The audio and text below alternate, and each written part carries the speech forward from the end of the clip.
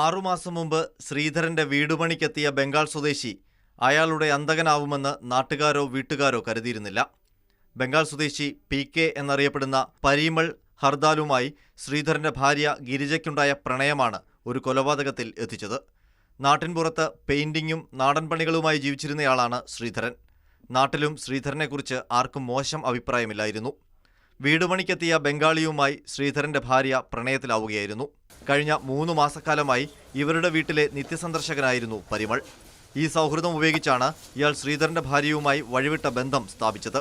ഇതോടെയാണ് തങ്ങൾക്കൊന്നിക്കാൻ തടസ്സം നിന്ന ശ്രീധരനെ ഇല്ലാതാക്കാൻ ഇരുവരും തീരുമാനിച്ചത്. നാട്ടുകാർക്ക് സംശയം ഉണ്ടാകാതിരിക്കാനായി ഹൃദയസ്തംഭനം പോലുള്ള മരണമുണ്ടാക്കുവാൻ ഇവർ തീരുമാനിക്കുകയായിരുന്നു. ഈ മരിച്ച ആളുടെ ഭാര്യയുമായിട്ട് ഇയാൾ അടുപ്പത്തിലാകുന്നു. ഇതുവരെ ചോദ്യം ചെയ്യൽ കിട്ടിയ അടുപ്പത്തിലാകുന്നു. ആ അടുപ്പം അവരെ വിവാഹം ചെയ്യണം എന്ന് തീരുമാനിക്കുന്നു. രണ്ടുപേരും വിവാഹം ചെയ്യുന്നതിന് താൽക്കാലികമായി തടസ്സം നിലവിലുള്ള ഭർത്താവാണ്. അപ്പോൾ ആ ഭർത്താവിൻ്റെ ഉന്മൂലനം അത് തന്നെ, അതാണ് മോട്ടീവ്. കൊലപാതകത്തിന് മുൻപായി ശ്രീധരന് ചോറിന്റെ കൂടെയുള്ള കറിയിൽ ഉറക്കഗുളിക പൊടിച്ചു നൽകി. ഇതിനുശേഷം ഉറങ്ങിയ ശ്രീധരനെ കഴുത്തിൽ ഷോൾ മുറുക്കി കൊലപ്പെടുത്തുകയായിരുന്നു. ഗിരിജയുടെ അമ്മ ദേവിയും കൊലപാതകത്തിന് സഹായം ചെയ്തതായി പോലീസ് കണ്ടെത്തിയിട്ടുണ്ട്. ഇവരാണ് ശ്രീധരന്റെ കാലുകളിൽ പിടിച്ചുവെച്ചത്.